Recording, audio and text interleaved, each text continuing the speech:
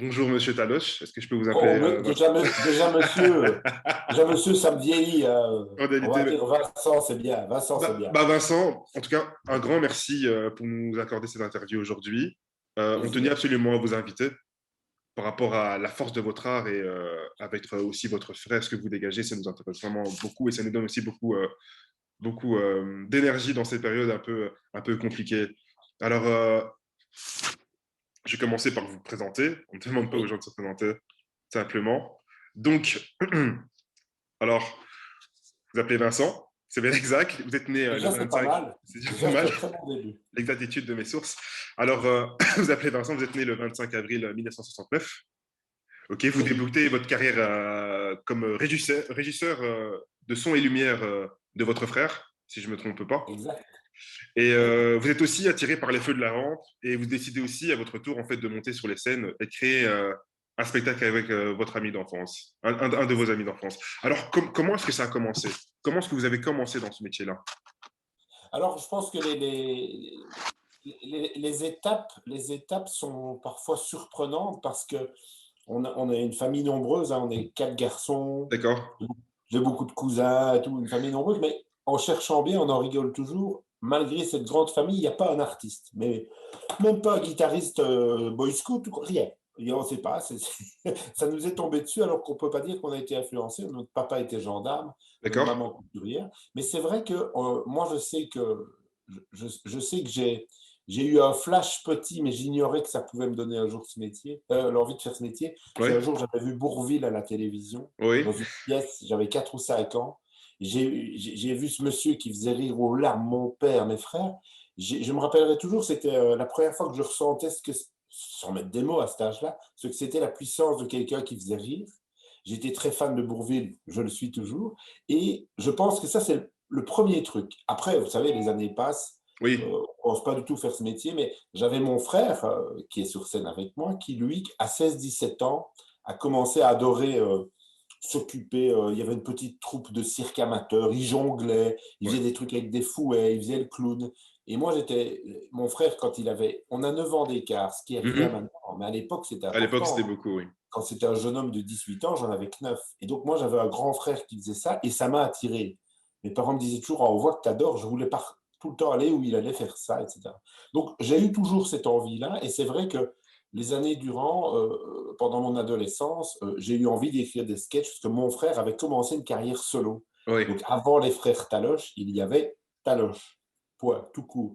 Et mon frère a gagné le Grand Prix du Festival du Rire de Rochefort en 86. C'est là qu'à 17 ans, moi, j'ai commencé à faire sa régie. Donc j'ai eu, à un moment donné, le pied dedans, mais derrière, je veux dire en coulisses, mais j'aimais ça, j'ai toujours aimé cet univers. Et puis j'ai eu envie de faire mes propres sketchs. Et puis effectivement, mon copain d'enfance qui malheureusement n'est plus avec nous parce qu'il y a eu un accident mortel de moto il y a quelques années, Mhm. avec cet ami, on a écrit nos sketchs à 18 ans, 20 ans. Et puis là, voilà, l'engrenage a commencé. Mon copain très vite a voulu arrêter parce qu'il faisait ça comme loisir et tout. Oui.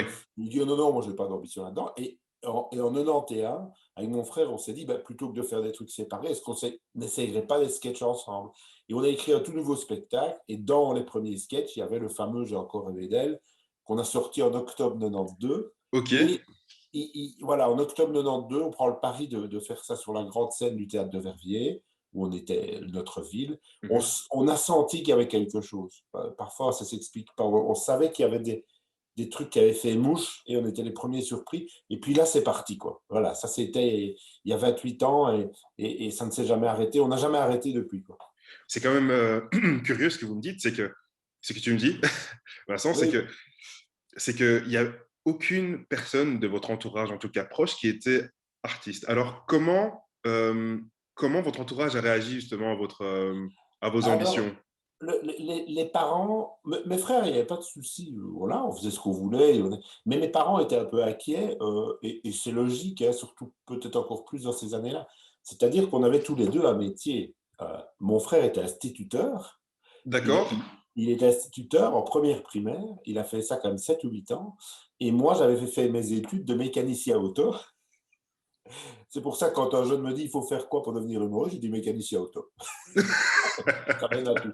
Non, mais j'ai travaillé 2 ou 3 ans dans la vente de pièces. D'accord. Et du coup, on avait quand même chacun un job, ce qui n'était pas rien. Enfin, on avait de sécurité. Et mes parents ont paniqué un peu de se dire, mais comment ça, vous n'allez pas arrêter? Et donc, effectivement, il y a eu une sorte d'inquiétude, mais pas inquiétude folle, mais mes parents étaient un peu inquiets de savoir, oui, mais vous allez arrêter votre vrai métier pour vous lancer comme ça, est-ce que c'est pas casse-gueule? Et on s'est dit, on essaye, parce que c'est comme pour tout, et ça, on peut en parler, de l'envie. On avait cette envie. Et on aurait eu beaucoup de regrets si on avait été trop sage. Et donc, on s'est dit, on essaye. Et avec le recul, ça nous fait sourire d'imaginer qu'on a hésité. Mais quand vous commencez, et que c'est quand même un risque financier, c'est quand même un risque Oui, bien sûr. de perdre peut-être un job et revenir un peu la queue entre les jambes un an après, parce que ça n'a pas marché, c'était le risque. On l'a pris, on a bien fait de le prendre. Donc, la prise de risque, elle vaut pour tout le monde, à tous les âges, dans tous les métiers. Vous avez employé un mot que j'aime bien, c'est ne pas être trop sage. Mais être sage, justement, c'est pas parfois s'écouter, parce que vous me dites que c'est quelque chose que vous avez Ah, perçu pendant l'enfance. C'est un alors, signe quand même. c'est un juste, c'est une question intéressante et je suis pas sûr d'avoir la vraie réponse. Je Non, il n'y a pense pas que de c'est réponse, je pense pas. ah oui, c'est ça. Ça veut dire que, en tout cas, nous, dans notre exemple, parce que moi, je peux parler que ce que je connais, mais il y a plein de points communs avec n'importe quel entrepreneur. Moi, j'ai beaucoup d'amis entrepreneurs, Oui, petits, grands, moyens. Il y a des points communs. C'est à un moment donné une prise de risque, de ne pas être trop sage et d'essayer d'avoir envie de faire quelque chose.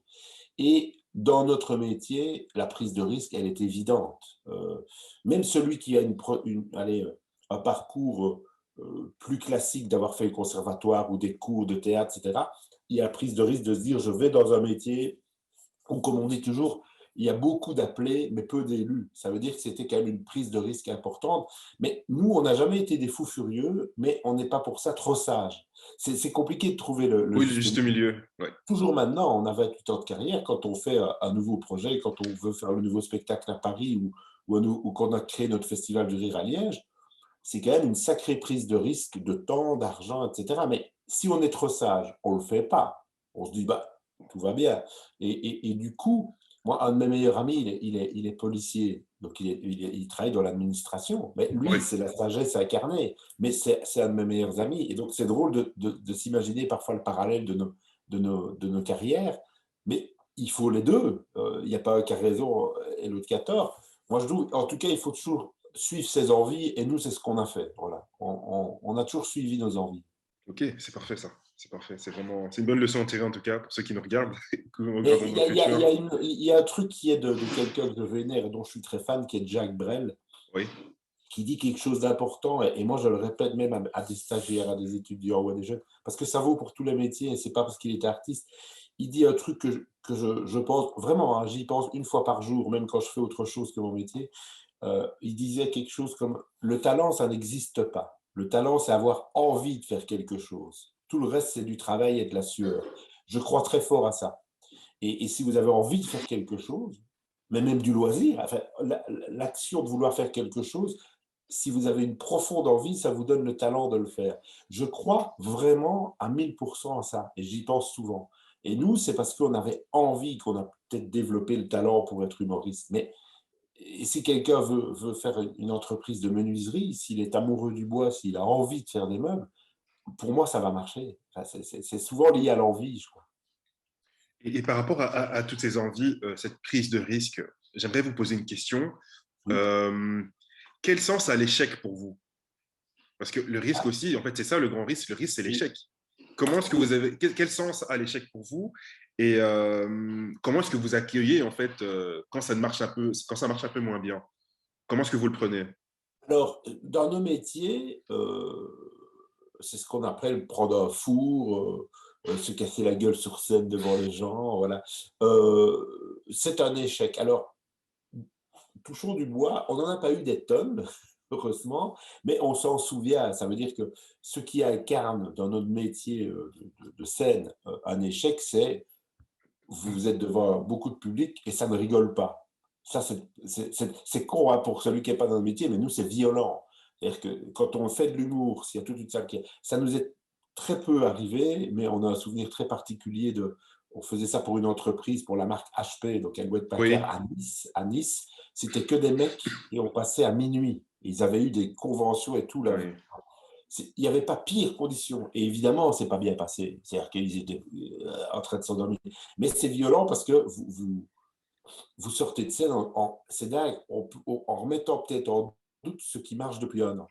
Et ça, c'est une erreur. Donc, on doit aussi apprendre à avoir un peu de la distance. Et je pense que dans chaque échec, et ça, c'est peut-être des années qui fait que je deviens plus âgé, j'essaye de prendre une distance parce que, évidemment, on a des échecs, que ce soit des échecs personnels, que ce soit des échecs professionnels, ou même des petits échecs. Mais euh, on a souvent tendance à prendre son propre échec comme quelque chose d'ultra grave. Et moi, j'ai toujours pris l'idée vous savez, moi, j'ai fait un tout petit peu dans ma vie d'aviation pour le loisir. Et je disais toujours, il y avait un truc sympa, c'est que quand je volais, on avait l'impression que nos soucis, on les voyait de plus haut. Et je trouve ça intéressant. Et donc, parfois ici, pareil, depuis un an, notre secteur, comme vous en doutez, fait échec sur échec, c'est très violent. J'essaye juste voilà, de prendre un peu de hauteur et de relativiser. Alors évidemment, comme dans chaque échec, on entend toujours que ça rapporte du positif après, que c'est une leçon et tout. Je pense que tout ça est vrai, mais quand on est dedans, c'est toujours un petit peu plus violent à vivre. Et moi, j'essaye effectivement, chaque fois qu'on prend un truc dans la tronche, d'échec professionnel, de rebondir et de ne pas rester trop longtemps dans l'analyse de cet échec. Parce que je pense D'accord. que d'aller trop loin dans l'analyse d'un échec, ça, moi, en tout cas, j'essaie de passer à autre chose. Quoi, voilà. Mais on en prend et on en prendra encore. Qui n'en prend pas? Je ne crois pas que ça existe. Ok. Bah, bonne leçon en tout cas pour ceux qui nous écoutent. Prenez en note. Et pour revenir sur votre carrière, notamment avec votre frère, en fait, d'où vient le nom Taloche? Parce que c'est pas votre vrai nom. Non, non. Alors, le coupable, c'est mon frère, parce que c'est lui qui l'a trouvé quand il était en solo.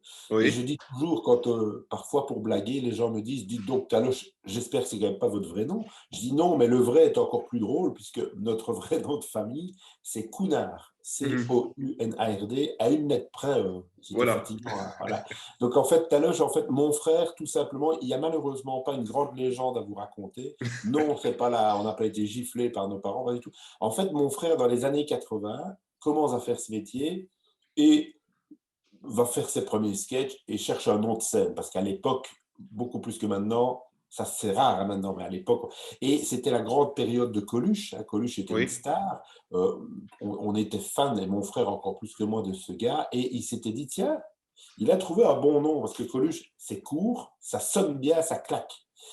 Et même si lui, c'était un dérivé de son nom de famille qui était Michel Colucci, il en a fait Coluche, mon frère s'est vraiment focalisé à dire ça, c'est un bon nom de scène, et il est tombé sur Taloche, mais il ne sait plus pourquoi. Ah, il se souvient plus. Non, c'est l'idée de se dire, tiens, ça sonne Coluche. Coluche, ça c'est un nom de scène, c'est top, quoi. Et Coluche, Taloche, je sais Taloche, pas. ouais.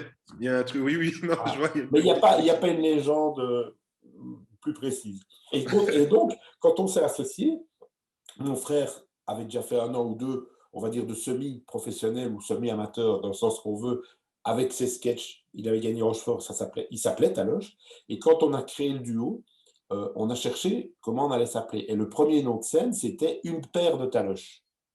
Ah, Et ça prenait beaucoup de place sur l'affiche. Et les gens nous ont très vite dit, ah, les frères Taloche. Donc on a raccourci au deuxième spectacle Une paire de Taloches aux frères Taloche.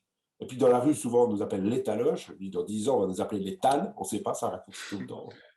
sait-on jamais. Ah, donc c'est vraiment le retour, c'est vraiment un feedback extérieur qui a fait que vous avez changé et que vous avez trouvé Le ça. public décide de tout. Avant, je dis toujours, il faut toujours être à l'écoute du public. Et quand dans la rue, après quelques mois d'existence, où les gens disent pas, voilà, une paire de Taloches, mais disent les frères Taloches, c'est qu'on avait eu une petite erreur sur le nom. Mhm. Ce qui n'est pas une erreur grave. Mais j'ai retrouvé l'autre fois l'affiche tout à fait par hasard. C'était une affiche en noir et blanc parce qu'il n'y avait pas le budget pour la couleur. À l'époque, ouais. Et donc, c'était une paire de taloches. Et puis, on s'est dit, ah oui, on avait oublié qu'on s'était appelé comme ça. Ok, d'accord. Par rapport à tout ce que vous venez de nous dire aujourd'hui, quelles sont, vous en avez cité quelques-unes tout à l'heure, quelles sont vos plus grandes sources en fait d'inspiration D'un point de vue du métier d'humoriste. par rapport à votre vie en général? Ah, ah oui, ça c'est une question plus vague. Si c'est pas lié au métier, c'est-à-dire que, enfin, en même temps, tout est toujours un petit peu lié. Moi, j'ai été baigné, comme je vous l'avais dit tout à l'heure, par Bourvil. Oui, qui m'a beaucoup touché, qui me touche toujours, et parce qu'il avait ce que peu d'artistes ont, il pouvait mélanger le dramatique, le tendre et l'humour en quelques minutes d'intervalle, ce qui est du génie pour moi. Et moi, j'aime l'humour, comme vous l'avez compris, mais je suis très touché aussi par tout ce qui est mélancolique et tendre, et Bourvil, elle incarne ça. Et puis après, à force j'ai fait un documentaire pour Arte à l'époque sur lui, donc j'ai vraiment été au bout du truc, j'ai rencontré ses enfants et tout. Et puis, je me suis rendu compte que c'est même devenu un peu un modèle d'homme. C'est quelqu'un qui m'inspire parce que j'ai vraiment étudié sa vie, j'ai côtoyé des gens qui l'ont côtoyé, et je trouvais que c'était une réussite humaine aussi, une réussite artistique et cinématographique, bien entendu, mais je trouvais que l'homme m'a beaucoup inspiré, vraiment beaucoup. Et depuis quelque temps, je lis beaucoup, j'écoute beaucoup de tout ce qui concerne Brel, Jacques Brel, et c'est quelqu'un d'inspirant sur le jusqu'au bout d'aller en vie de ses envies. Et ça, voilà. Sinon, moi, je peux être inspiré par les deux personnes que je vous dis, et ma vie a été aussi marquée par un prêtre qui était le curé de notre village et qui a été quelqu'un qui a été si tous les prêtres étaient comme lui, on serait tous à l'église tous les jours. J'ai toujours dit cet exemple-là. C'était l'incarnation vraiment de la bonté, de l'écoute de l'autre, du dévouement. Et c'est quelqu'un qui m'a marqué, parce que moi, j'habitais à côté d'une église, donc je connais tout ça par cœur, j'étais enfant de cœur, etc. d'accord. Mais, et c'est vraiment quelqu'un, vous mélangez tout ça, et j'ai des gens qui directement m'inspirent. Ouais. Par rapport à tout ça, les inspirations, vos débuts, voilà, je t'ai rappelé que vous êtes deux sur scène Oui, généralement. oui, Et oui. justement, par rapport à ça, quels sont les avantages en fait d'être à deux sur scène au lieu d'être Ah, tout seul? il y en a beaucoup, les avantages d'être à deux sur scène, il y en a beaucoup. Moi, j'ai difficile vraiment de pouvoir vous dire quelque chose, vous dire quelque chose sur ce que c'est le solo, parce que je l'ai rarement été seul sur scène. Mon frère, par contre, l'a été. Mais le gros avantage d'être en duo, c'est même avant d'être sur scène, dans notre cas, c'est l'écriture. C'est-à-dire qu'on écrit tout à deux, c'est un vrai partage. C'est du ping-pong d'écriture. Et puis sur scène, le fait de ne pas être tout seul, quand vous avez des moments justement un peu plus difficiles ou quoi, vous avez un partage, vous avez une force, vous avez un duo qui se forme. Et dans notre cas, au coup de bol, notre duo qui a été très naturellement complémentaire. Voilà. Oui, C'est ce qui a fait qu'on est toujours là et que les gens nous aiment bien. Et ceux qui ne nous aiment pas, et ça arrive et c'est très bien, mais personne ne va remettre en doute l'unité de notre duo. Et le fait qu'on soit frères, ça touche les gens. Et tout ça fait en sorte que, oui, d'être deux sur scène, déjà c'est des tonnes de souvenirs. Hein. On a fait tellement de choses incroyables en 28 ans, c'est des tonnes de souvenirs. Mais allez, ça vous donne une force et c'est rassurant. C'est très rassurant d'avoir quelqu'un à vos côtés, qu'il soit frère ou pas frère. Tous ceux qui travaillent en duo vont dire, voilà, il y a aussi un côté répondant, style ping-pong. Il y a un côté groupe, même à deux. C'est un groupe, c'est déjà à deux, c'est déjà un groupe. Donc voilà, je trouve qu'il y a une grande force. Après, les peu de fois où j'ai été seul sur scène, je ne suis pas paumé, mais les repères ne sont pas les mêmes. Les oui, non, repères ne sont j'imagine. pas les mêmes. Voilà. D'accord. Et qu'est-ce qui fait plus particulièrement la force de votre art avec votre frère? Quels seraient vos points forts, justement? Les points forts des frères Taloche, nous, ce qui nous a toujours servi depuis le début, et qui n'était pas calculé. Je dis toujours, nous, il n'y a pas beaucoup de choses qui ont été calculées, mais c'est la preuve que ça devait être comme ça. C'est qu'on est dans une forme d'humour qui est de plus en plus niche, ça veut dire de moins en moins utilisée, qui est le burlesque. Oui, Alors, moi qui travaille beaucoup dans la production d'autres spectacles ou de la fédération que j'ai mis en place, vraiment, je connais bien le milieu de l'humour et tout le milieu de l'humour. Et d'accord. tous les styles, je les connais bien. J'ai vu des vedettes de maintenant grandir. Mais notre style à nous, il n'y a jamais eu des tonnes de concurrence. Peu de gens vont dans le burlesque parce que, un, c'est pas à la mode, mais ça ne l'a jamais été. Et c'est la force du burlesque. Ça veut dire que nous, le burlesque, le visuel, c'est pas ce qui marche le plus sur le plus grand nombre, mais déjà à l'époque, on n'était pas des tonnes à le faire. On n'était pas les seuls, mais c'était pas. Et là maintenant, on est de moins en moins. Je pense il y a 10 fois plus d'humoristes qu'il y a 10 ans, donc c'est juste énorme. Hein. Oui, On a multiplié par 10 minimum le nombre d'humoristes, mais beaucoup, beaucoup sont dans le même style d'humour. Et même si ce n'est pas une critique, c'est une constatation. Dans le stand-up, dans l'humour noir, etc. Mais le burlesque est considéré pour beaucoup dans la nouvelle génération d'humoristes comme un peu trop enfantin, etc. Moi, je ne le pense pas, mais j'ai été inspiré par ce qu'on a dit, hein, les Mr Bean, les Jerry Lewis, oui, les de Funès, voilà. Ces gens qui ont passé les années et les tranches d'âge, etc., c'est pas un hasard, ça veut dire que c'est un peu universel. Notre force, c'est de toucher un humour un peu universel, ce qui fait que pour des Belges que nous sommes, quand on a eu tout de suite la chance d'aller jouer beaucoup en France, en Suisse, au Québec, on n'a jamais rien adapté. Jamais. C'est-à-dire que ça, ce qu'on écrit, ce qu'on fait, n'est... alors il y a la belgitude, mais il y a pas de problème de compréhension, quoi. Voilà. On ne parle jamais d'actualité belge, on ne prend pas d'accent belge, enfin voilà, on essaye de... Et nous, on est passé toujours avec ça. Donc notre force, je dirais que c'est la particularité de ce qu'on fait. Il y a une question qui me vient sur la volée. Là maintenant, vous dites qu'en fait, le burlesque n'a jamais été à la mode et surtout encore moins maintenant. Euh, vous ne pensez pas qu'il y a peut-être une part d'ego parce qu'il faut avoir une certaine humilité pour faire le burlesque, justement. Parce que Ah, c'est une bonne question. Euh, je est-ce suis que là c'est pour ça. lié, est-ce que c'est lié à l'ego? Euh, Il faut savoir. Alors, je vais défendre ceux qui font. Je ne suis pas sûr que c'est un problème d'ego, hein, je dis que je ne suis pas sûr. Euh, Moi, je pense juste que c'est un peu aussi culturel. Ça veut dire que la nouvelle génération a été baignée par beaucoup de gens qui faisaient du stand-up ou le stand-up américain qui a influencé. Oui, Et je pense qu'à un moment donné, c'est surtout une méconnaissance. Euh, mais ça a toujours existé, hein. Je veux dire, c'est un musicien qui a écouté du New Wave va être influencé de faire dériver New Wave. Donc, moi, je pense que c'est aussi par rapport à la diffusion et que le burlesque est un peu ancien. Moi, je crois que ça peut revenir. Je crois que ça peut revenir, mais je ne pense pas que c'est lié à un problème d'ego. Parce que je pense, ça j'en ai déjà parlé, je connais des gens connus qui sont à fond dans le stand-up pur, donc qui s'adressent au public, qui me disent moi, je ne pourrais jamais faire ce que vous faites. En fait, je serais angoissé de ça. Parce que pour eux, c'est pas une critique, c'est du clown pour adultes, c'est du clown, et il faut pouvoir le faire. Et inversement, moi, je ne serais pas à l'aise de faire du stand-up. Je pense que chacun a sa place. non, chacun a ses affinités, hein, clairement. Et dans cet univers, en tout cas, de monde de l'humour, de votre côté burlesque, à une prédominance plutôt au stand-up aujourd'hui, qu'est-ce qui vous motive encore dans votre métier? Ah, moi, je suis un grand motivé, hein. Je suis un hyperactif, je suis un grand motivé, je suis un passionné, ce qui fait que j'arrête jamais.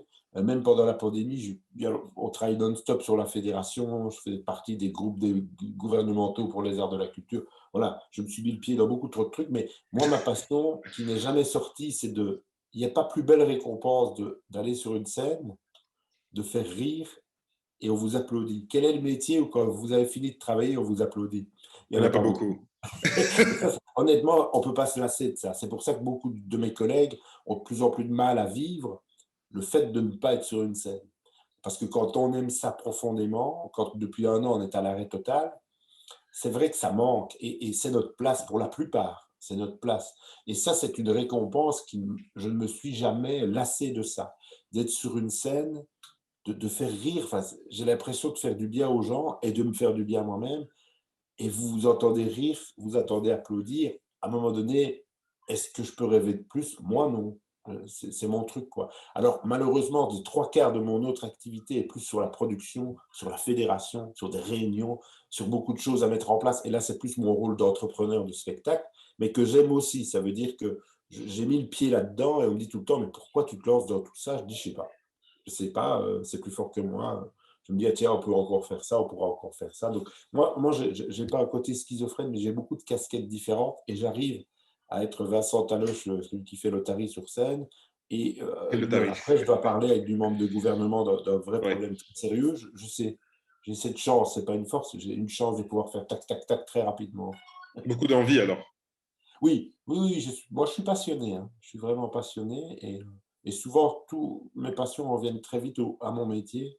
Et donc, de m'embarquer dans une fédération belge des professionnels de l'humour, on m'a traité de fou.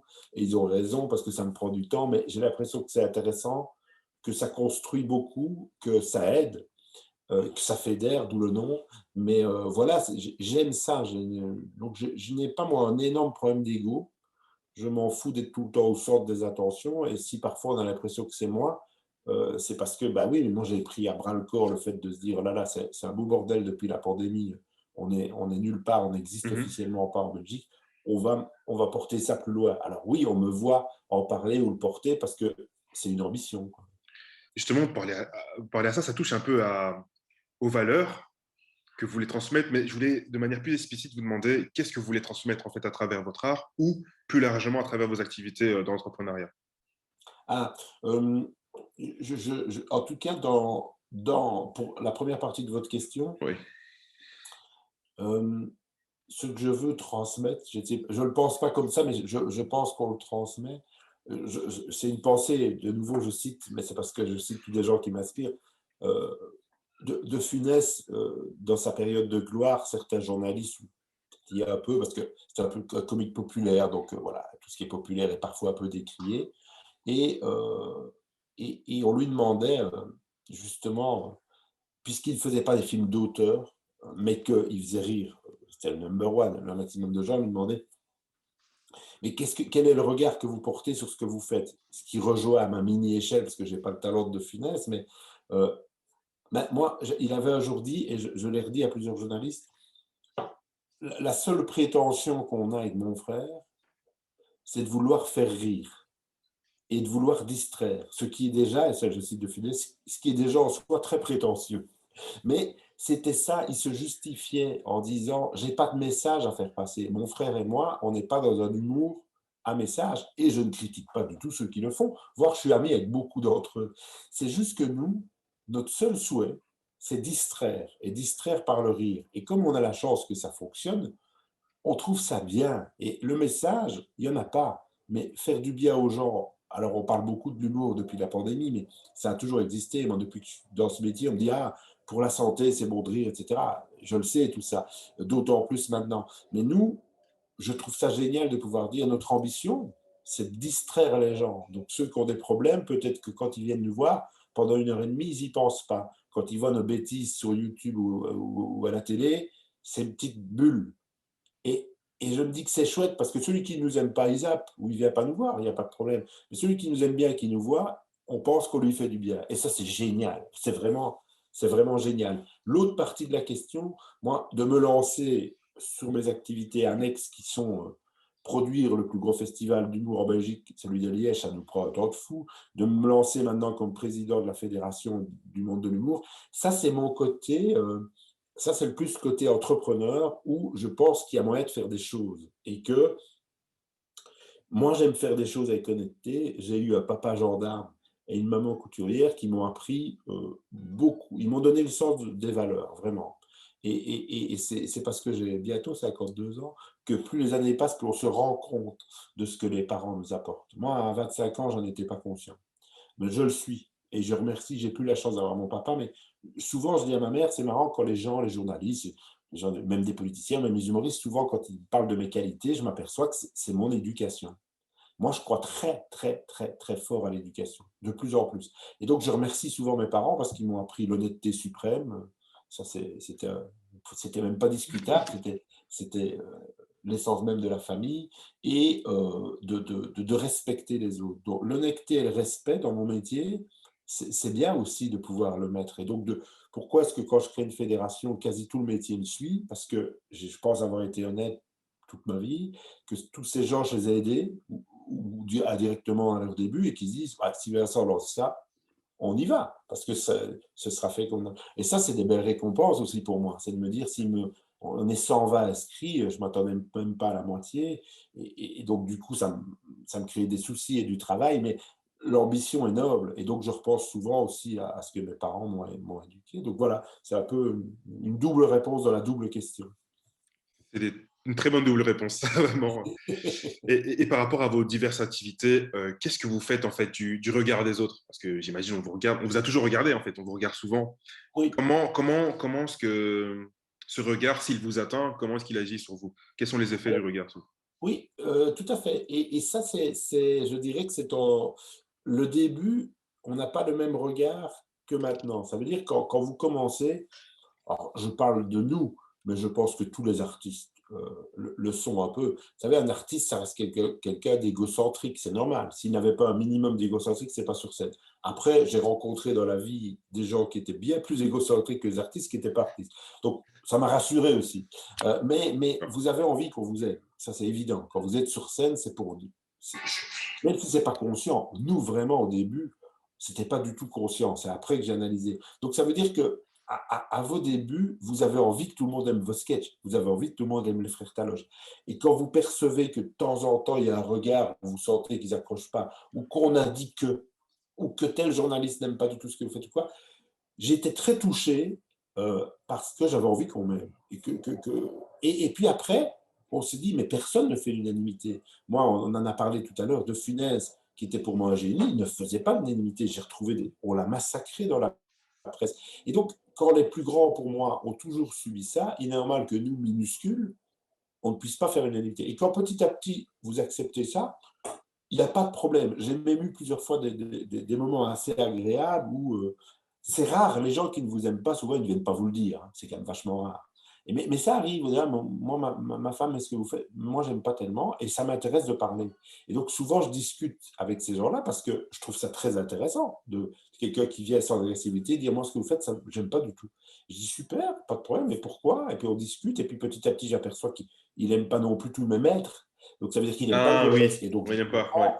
Et c'est ça, et c'est normal. Je dis toujours en musique, si votre meilleur ami aime le jazz et que vous n'aimez pas, vous n'allez pas lui dire, t'es complètement con, c'est nul. Vous allez juste dire, ah moi, ça, voilà, c'est pas mon truc.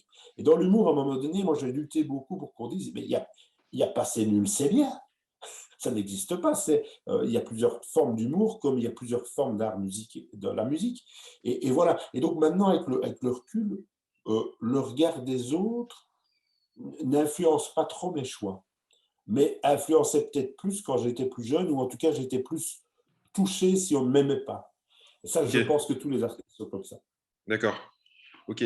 Et par rapport à ça, en restant sur le thème du regard, ou plus largement dans votre relation avec autrui, quelle est la différence, les différences principales entre le Vincent Taloche et le Vincent Counard? Ah oui, ah oui, il y en a pas mal. Il y en a pas mal. D'abord, si j'étais aussi taré dans la vie que ce que je suis sur scène, on m'enfermerait. Euh, mais, mais, mais parce que dans ceux qui connaissent les frères Taloche par les sketchs, effectivement, en plus des deux, moi j'ai le rôle du fou furieux. Hein, donc, C'est un peu ce qu'on vrai. appelle je suis d'Auguste, etc. Donc ça veut dire tout ce qui est grave en déguisement, en imitation ou en grimace, c'est pour moi. Ça veut dire qu'effectivement, euh, maintenant ça s'est un peu installé, mais dans mon métier, les premières fois que je rencontrais et que j'étais tout à fait comme je parle avec vous, Oui. relativement normal, les gens étaient même, j'avais même droit, tiens, vous faites moi de grimace. Ben, je dis, vous me Ah voyez oui. à une interview où on m'a dit, l'autre fois, je t'ai croisé en voiture, tu avais l'air très sérieux. Ben, je dis, mais si je conduis comme ça, je veux dire, Oui, no, ouais. les gens sont parfois bizarres. Et donc, en fait, je dis, mais non, je suis normal. Et donc, c'est vrai que comme maintenant j'ai plusieurs casquettes, je vais à des réunions, quand je suis dans un cabinet ministériel, alors, c'est plus fort que moi, j'arrive à faire la petite vanne, le petit truc qui détend l'atmosphère. Ça, j'ai ce don. Mais je ne suis pas un comique 24 heures sur 24 à la maison. Je vis avec quelqu'un qui a 2 enfants, j'ai mon rôle aussi de beau-père. Je crois très fort, je vous l'ai dit, aux valeurs et aux éducations. L'éducation. Je suis pas un clown 24 sur 24, loin de là. Je cherche pas à faire.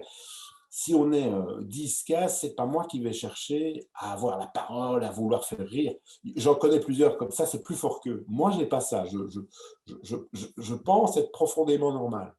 Et que quand je suis dans une forme sympathique, je vais évidemment un peu déconner, mais jamais au poids de ce que les gens me voient sur scène. C'est pour moi un métier que j'aime, mais je suis sur scène, j'ai un rôle sur scène. Oui, bien sûr. Le fou furieux, c'est moi. Maintenant, je suis dans la vie beaucoup plus calme. Je prends toujours l'exemple, moi, mes meilleurs amis sont les mêmes depuis que je suis tout petit, on est quatre, on est quasi une famille de meilleurs amis, hein.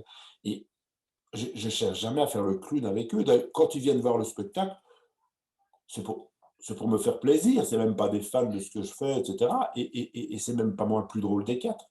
Ah, à ce moment? Voilà. Oui, parce que je cherche pas à être en représentation. Et voilà. Non, moi, je pense être profondément normal. Donc, il y a une différence, oui. Il y a une différence. Par rapport à tout ça, encore une fois, qu'est-ce qui ne cessera de vous étonner en fait dans vos rapports avec l'être humain, avec les autres?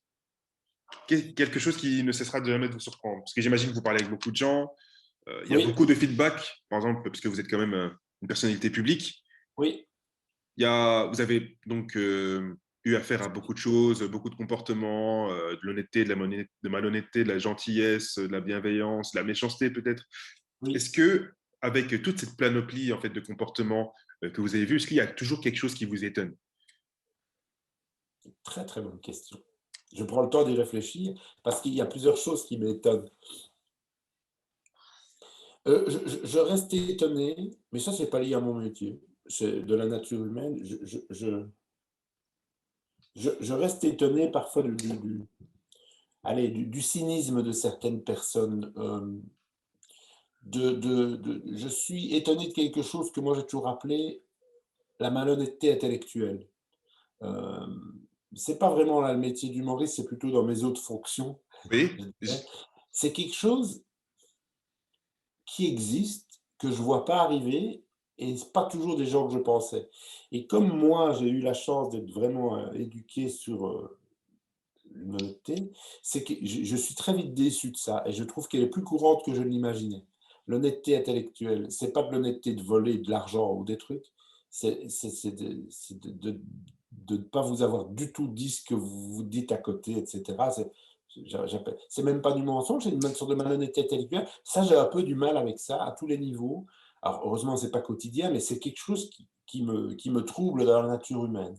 Ça, et sinon, je reste étonné quand même et je parle même pas de la pandémie qu'on vit, parce qu'évidemment, ça a changé la donne, mais oui, au contraire, mon Dieu, qu'il y a des gens bien partout. Et j'adore. Et ça n'a rien à voir avec mon métier non plus. Il y a des gens magnifiques dans mon métier. Il y a des cons aussi, mais ça, c'est la vie, dans n'importe quelle entreprise, etc. Mais pour ce que je suis chaque fois déçu de la malhonnêteté intellectuelle de certaines personnes, je, je suis je suis troublé parfois de rencontrer des gens qui travaillent pour des associations qui nous touchent et on va un peu voir, ou même des gens qui ne disent rien, vous voyez leur quotidien, la générosité des gens parfois m'émeut, voilà. Donc la nature humaine est troublante. Donc, mais je suis assez sensible. Ça veut dire que je peux être vraiment choqué de l'attitude de quelqu'un et je peux avoir les larmes aux yeux de l'attitude d'une autre. Voilà. Mais c'est ce qui fait la richesse aussi, hein. oui, Mais non, clairement. c'est ça, moi je travaille dans un milieu artistique où on croit qu'il y a un ego surdimensionné, etc. Je connais bien le milieu de l'entreprise et tout. Honnêtement, je pense que c'est pas un milieu plus égocentré qu'on ne le croit. Euh, je connais des gens qui travaillent dans des compagnies d'assurance qui ont envie de lumière bien plus que certains artistes. Voilà, moi, je défends toujours en disant oui, tel ou tel, il n'a pas été sympa à l'interview. Mais je dis oui, mais on est chaque fois mis en lumière. Ça veut dire que la moindre petite faute, on vous le met sur la tronche. Clairement. Et donc, ça veut dire que vous avez parfois un a priori. Moi, on m'a déjà dit ouais, il paraît que t'es pas si sympa que ça. T'es passé une soirée, t'as pas dit bonjour à quelqu'un. Hein? Enfin, je suis passé quelque part et j'ai pas été serré la main à tout le monde, donc je suis pas sympa. Donc, ça aussi, j'ai appris à décoder. C'est que les gens attendent quelque chose. Est-ce que c'est la même chose que vous avez donné? Je sais pas. Mais ça, c'est voilà, c'est pas lié à. C'est la nature humaine. D'accord. Et en parlant toujours de vos rapports avec les autres, en fait, euh, quelle a été votre plus belle rencontre Hmm. dans le métier? Il y en a deux qui m'ont marqué. Et alors, il y en a beaucoup, hein. Ça, c'est pour ça. Allez, on a rencontré des gens tellement incroyables que c'est. En excluant votre frère, hein, ça compte pas. Non, non, avec mon frère. Il y a deux personnes qui sont évidemment décédées parce qu'elles étaient déjà âgées à l'époque, mais qui nous ont marqué parce qu'elles ont influencé le fait d'avoir envie de faire ce métier. Il y a deux personnes. C'est Raymond DeVos. Donc, Oui, pour la nouvelle génération, évidemment, ça n'incarne plus quelqu'un de si important que ça. C'était un monstre du musical. C'était celui qui a inventé le seul en scène humoristique à la française. Pour l'anecdote, Jacques Brel faisait ses premières parties, voilà. Et nous, on a eu la chance non seulement de le côtoyer, mais il a été notre coproducteur et notre parrain dans le métier, Raymond DeVos. Et il, il, il, il a incarné pour nous une rencontre importante parce que c'était la passion absolue. Ça veut dire que rien d'autre ne l'intéressait que de son métier, que d'écrire, que d'être sur scène. C'était même un peu troublant, hein. Moi, j'aurais pas voulu être sa femme ou quoi, parce que il ne vivait que pour son art, mais avec passion. Pas pour l'ego, pas pour la renommée et pas pour l'argent. Il avait tout ça, mais c'était pas ça. Et donc Raymond DeVos, ça a été vraiment voilà, quand ce type est venu nous dire j'aime beaucoup ce que vous faites, ça vaut toutes les critiques du monde, hein. Ça, c'est terrible. Et inversement, il y a une deuxième de cette même génération, c'est le cinéaste Gérard Houry, qui a fait tous les grands films de Bourvil de ouais. Funès, qui évidemment pour nous était celui qui a baigné notre enfance, qui est venu nous voir deux, trois fois. Et quand Gérard Houry nous a dit que De Funès aurait adoré, etc., Voilà, ça, ça nous a marqué ces deux rencontres. Parce que pourquoi? C'était des modèles, donc oui, ils étaient âgés, mais ils ont fait que notre enfance a été baignée par l'humour. Et donc, quand vous les rencontrez pour de vrai, c'est magnifique, quoi. Voilà, ça, c'est des vraies belles rencontres. Qu'est-ce Oui. que vous retirez de vos relations avec les autres? Qu'est-ce que les autres vous apportent? Alors, moi, j'aime bien les gens. J'aime les gens, donc je discute. La preuve en est, on discute. J'ai pas mal de travail. J'étais pas obligé de dire oui à votre interview. C'est C'est pas du clair, tout ouais. présomptueux, hein. Non, non, C'est non, du que tout. on me demande beaucoup de choses. J'essaye de faire ce que je peux, mais pourquoi? Parce que j'aime les gens, j'aime parler de mon métier et la demande d'interview et la raison de votre interview m'intéresse parce que, comme je vous ai dit, moi, même si j'ai 52 ans, je suis beaucoup avec la plus jeune génération, qui ont votre âge, dans mon métier. Et donc, ça me permet aussi voilà, d'essayer de comprendre parce que moi, quand j'avais votre âge, quelqu'un de 52 ans, bah, c'était déjà vieux, et puis il ne va pas me comprendre, etc. Moi, j'ai toujours dit, je ne veux pas tomber là-dedans. Donc, dans mon métier, j'ai toujours côtoyé les plus jeunes, je continue, j'en produis certains, j'aide certains, et donc j'aime bien discuter. Moi, je suis passionné, et donc la passion fait en sorte que vous avez envie de De discuter. c'est ça aussi qui m'a donné envie de vous parler, etc. C'est que moi, j'ai toujours peur des jeunes qui n'ont pas de passion, qui n'ont pas encore trouvé leur envie, qui se posent beaucoup de questions. Et je trouve que depuis un an, vous vivez des trucs pas simples du tout. Moi, j'ai eu une adolescence et une jeunesse que je souhaite à tout le monde, mais il n'y avait pas ces putains de virus, etc. Et du coup, je me dis, ça va être de plus en plus dur de peut-être de trouver la motivation pour certains d'entre vous, peut-être de trouver l'envie de ce qu'on a envie de faire, profonde. Et donc, moi, c'est ça qui fait que j'aime bien les gens, j'aime bien leur parler. Et moi, quand j'étais plus jeune, j'étais passionné par les gens passionnés. J'adore dire cette phrase. Moi, je vais faire mes cours chez un boucher. Si lui est passionné par son métier et quand il va me parler de ce qui me sert, je suis fan. Donc, ce n'est pas lié à mon métier. Je suis passionné par les gens passionnés. Et je trouve qu'une fois que vous arrivez, peu importe ce que vous aimez, un minimum de passion, je trouve que la vie est plus légère, la vie est plus agréable. Donc, c'est ça que j'aime, ça. Et donc, moi, je connais ma passion, mais je vous dis, j'adore, même un croque-mort, hein. S'il me parle de passion, de son envie d'empathie avec les gens, etc., j'adore les passionnés. J'ai beaucoup de mal à passer du temps avec des gens qui ont envie de rien. Ça m'inquiète toujours, ça. Ça a le mérite quand même d'être clair. Et vous parlez beaucoup de vos rapports à la nouvelle génération, mais quels sont exactement vos rapports avec eux? Est-ce que vous les rencontrez souvent? Est-ce que Oui, vous avez souvent des dialogues avec eux? Et bon, je vais d'abord laisser vous non, non, répondre non. à... Et quelle est la force, en fait, justement, de cette nouvelle génération? Qu'est-ce que vous percevez en eux que par exemple, vous n'avez pas? Alors, quand on parle de nouvelle génération, j'en côtoie beaucoup, évidemment liés à mon métier. Mais ça peut Oui. être des humoristes, ça peut être des techniciens ou des directeurs de salle plus jeunes, hein. Donc, Mhm. mon métier, je le connais plutôt bien et donc je les connais. Alors, moi, j'aime bien même si je suis très profondément quelqu'un de nostalgique, je ne suis pas mélancolique pour la cause. Donc, ça veut dire que moi, j'ai adoré l'ancienne génération que j'admirais.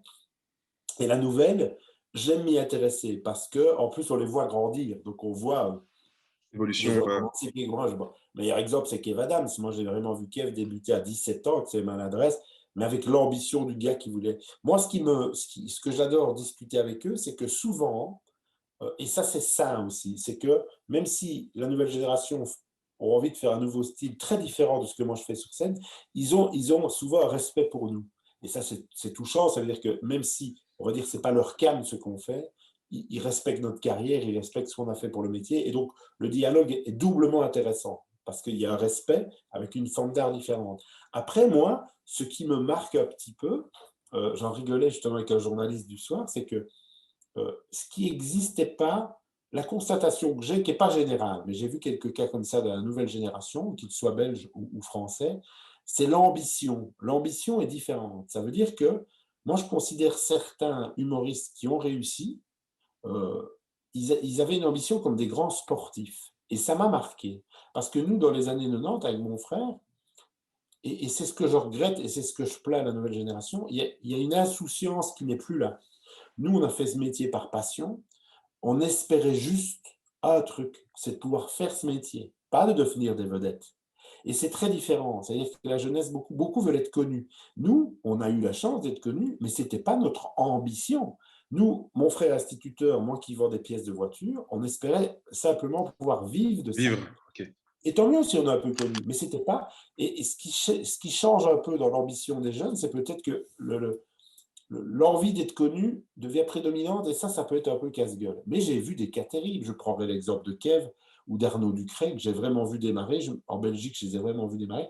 Ils avaient une putain d'ambition d'entrepreneur, quoi. C'était, moi, je vais arriver là. Gad Elmaleh, il fait autant, moi, dans 2 ans, je ferai autant. Ou je me suis fixé de faire ça plus ça. Et moi, j'écoutais, parce que j'ai jamais eu l'ambition sportive, moi.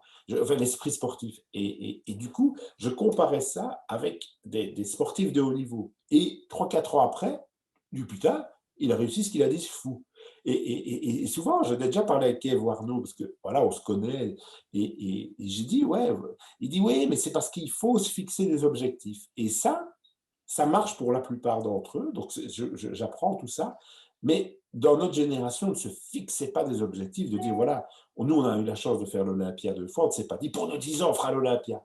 Mais ce n'est pas une critique, c'est juste une comparaison. Il y a une petite insouciance que je trouvais très jolie, qui existe de moins en moins dans nos métiers, que j'essaye, moi, un peu d'influer à la nouvelle génération. Et c'est dû à quoi, en fait, ces différences de mentalité-là, justement? C'est une très bonne question à laquelle je ne sais pas répondre. C'est que le De monde a... vous, Oui.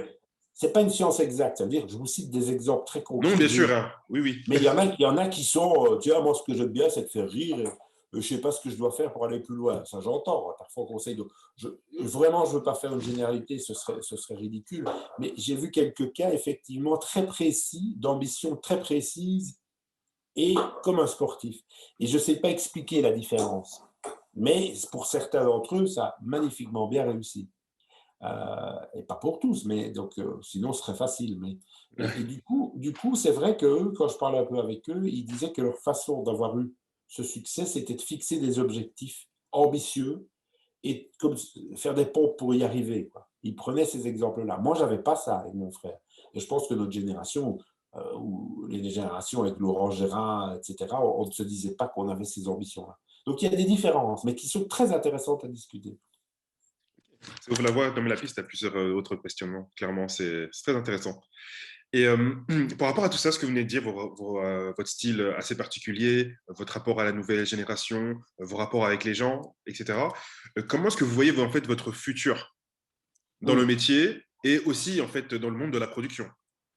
Alors, nous, dans le métier d'artiste, comme on l'a dit tout à l'heure, comme on fait du burlesque, le Oui, gros désavantage, c'est que ce n'est pas la mode. Mais justement, c'est qu'on passe les années parce que ce n'est pas une mode. Donc, nous, ici, on a été vraiment arrêtés net. On était à Paris lors de la pandémie. On faisait notre rentrée parisienne. On devait jouer 30 fois. Après 4 fois, on a dû rentrer chez nous pour les raisons que l'on sait. Mais on espère reprendre. Et nous, on a envie de se dire, voilà, en 2022, on fêtera les 30 ans du duo. On a vraiment envie de se dire qu'on continue, qu'on fêtera les 35. On a envie de continuer la scène. Et on n'a pas envie de changer de genre. On n'a pas envie de se dire, bon allez, on pourrait hein, s'entourer de 4-5 jeunes auteurs un peu plus à la mode, qui écrivent pour l'étalage, etc.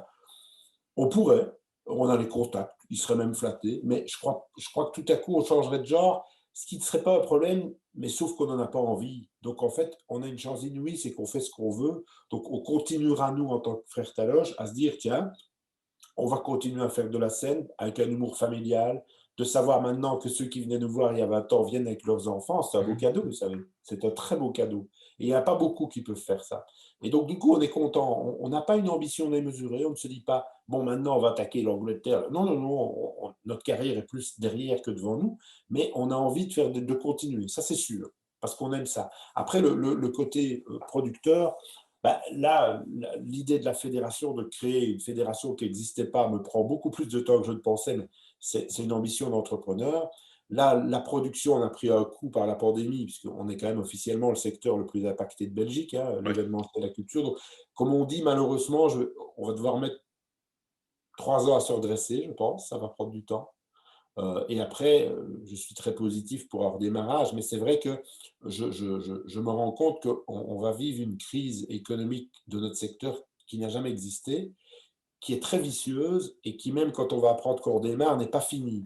parce qu'il va y avoir un embouteillage de spectacles. Enfin, là, on rentre dans des problèmes économiques, mais je ne raccroche pas, comme je dis. Je pourrais me dire, tiens, c'est bon, ça va être trop fatigant, ça va être trop compliqué, ça va être trop énergivore.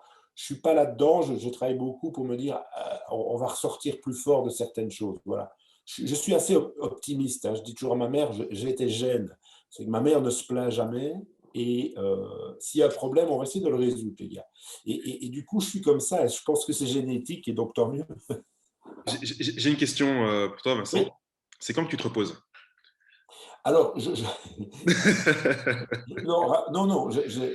Déjà, je dors la nuit. C'est pas mal, hein.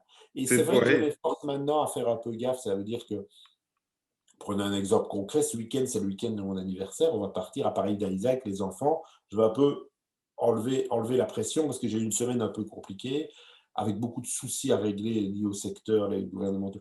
Donc, parfois, c'est fatigant. Donc, je fais un peu de moto aussi depuis toujours. J'aime un ok. peu la moto. Donc, je ne suis pas du tout en train de me plaindre. Moi, je dis toujours, parfois, hier, j'étais vraiment fatigué de réunions compliquées, mais on ne m'oblige pas. Je ne vais pas me plaindre. Je ne suis pas obligé de faire ça. Donc, je ne vais pas me plaindre alors que je n'ai pas d'obligation. J'ai envie de faire des choses. Je suis un artisan entrepreneur. J'aime bien ce mot. Je suis artisan entrepreneur et je parle avec beaucoup d'entrepreneurs aussi et j'aime bien. C'est une envie, quoi. Donc, je dors bien. Je me fais des week-ends aussi de calme, hein. Je ne vais pas me plaindre. Par rapport à tes activités dans la production, pourquoi avoir créé le Festival du Rire à Liège et pourquoi à Liège tout simplement? Ah, parce que on savait, on pouvait le faire où on voulait, Oui, mais j'imagine. on savait que Liège, c'est à part. Ça veut dire que, d'abord, oui, on est plus de la province de Liège qu'une autre province. On habite Verviers, on habite Verviers, oui. Verviers, on connaît Liège. Et vous savez, et maintenant, on vient de faire les 10 ans du festival. Il y a deux choses qui nous ont fait. À la première année, on savait qu'on avait bien fait le choix de la ville. C'est que c'est quasi la seule ville où on peut utiliser ce qu'on fait 14 salles de dimensions différentes, de 80 places à 2000, en ayant pratiquement toute la possibilité de faire à pied tout ça. Vous ne pouvez pas faire ça à Bruxelles. D'accord. Vous Ok. ne pouvez pas faire ça à Namur. Il n'y a pas autant de salles à Namur. Charleroi, pas du tout. C'est une des seules villes qui a autant de salles dans le Dans centre. un périmètre ouais, assez réduit. Ok. Ça, déjà, d'un point de vue marketing, stratégique et logistique, c'était C'est apparent. Et parfait. puis, le public liégeois, ça veut dire que Gad Elmaleh, tous qui me disent, mais putain, mais il n'y a jamais vous êtes des fous à Liège. C'est-à-dire que quand ils viennent, il y a une ambiance. Et c'est vrai, après, il y a l'after, il y a un côté liégeois. Honnêtement, je ne suis pas bêtement en train de défendre le liégeois, mais et je suis verviers-toi, donc on ne pourra pas me dire que je travaille dans une secte, mais c'est les artistes étrangers qui me soulignent ça chaque année, qu'ils soient suisses ou des Québécois qui viennent pour la première fois à Liège. Ils n'en reviennent pas. Il y en a un qui m'a dit, je veux vivre ici. Enfin, et le liégeois, le côté liégeois nous aide aussi pour le festival. Donc, c'est évident qu'on a fait le bon choix. J'imagine que tu as été aussi pas mal influencé par la ville de Liège, tout simplement, vu que Oh, tu es à côté. influencé, non, parce que la ville nous soutient, mais c'est vraiment nous qui avons porté de A à Z le truc. Willy, le bourgmestre, évidemment, est preneur, mais Oui.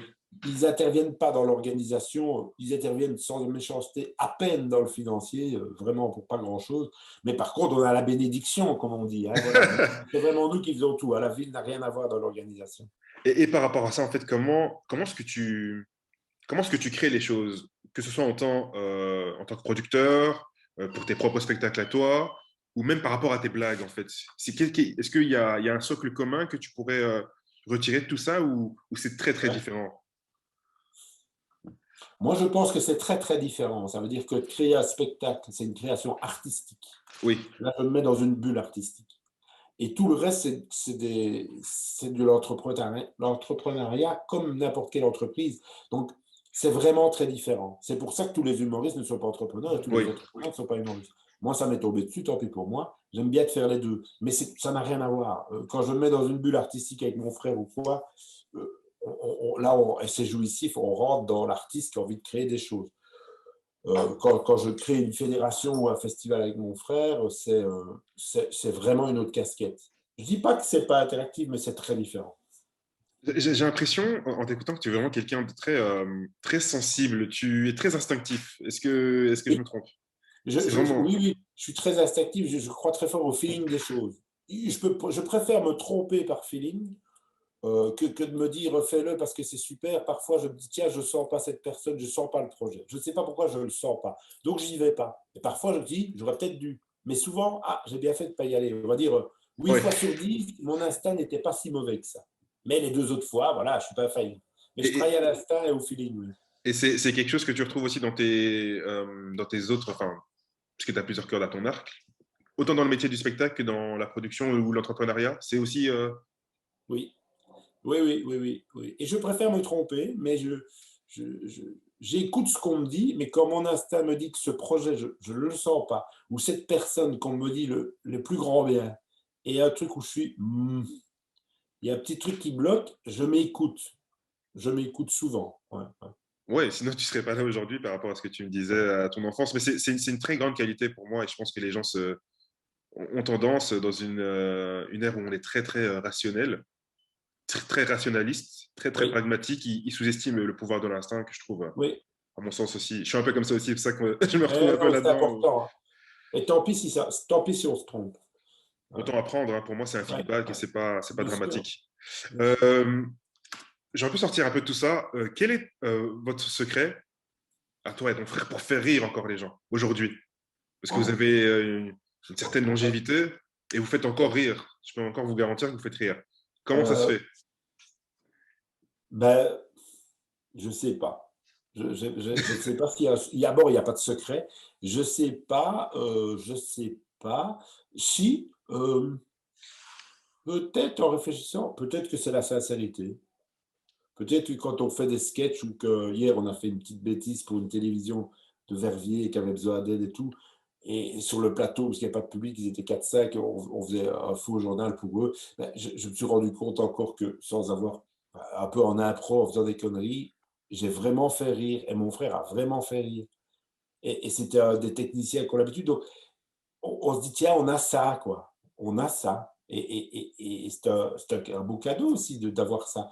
Et hier, on ne l'avait pas travaillé, on n'avait pas calculé, on a fait rire. Et du coup, ça fait tellement plaisir de faire rire qu'on l'a. Donc, ce n'est pas un secret. Hier, c'était une fois de plus la sincérité du moment, de dire, il y a le Gagman qui revient, qui va faire ça, qui va faire une attitude, qui va prendre une autre voix, alors il ne s'attendait pas. Mais voilà, ce n'est pas un secret, c'est en nous, quoi.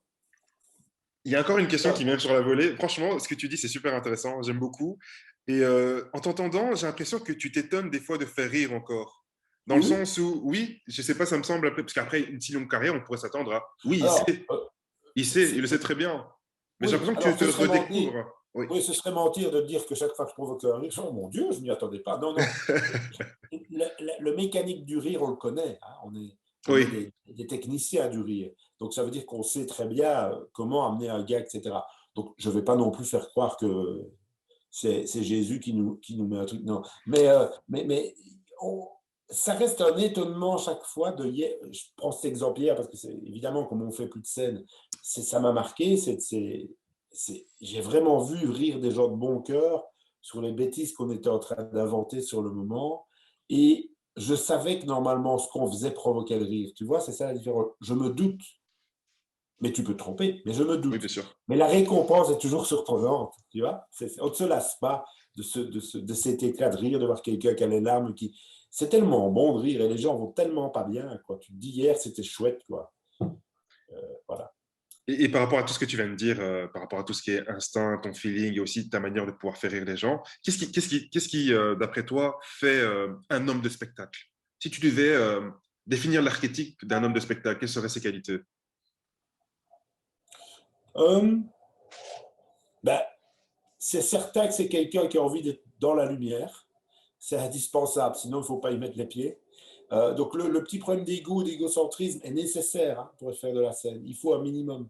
Mais moi c'est les autres qui m'ont fait rêver à ce métier. C'est d'avoir vu des gens sur scène, c'est d'avoir vu des gens dans des films, c'est d'avoir vu ce qui pouvait provoquer un émoi chez les gens. Je pense que il faut avoir envie que les gens, le public ou le téléspectateur, vous lui offriez quelque chose qui n'existe pas ailleurs.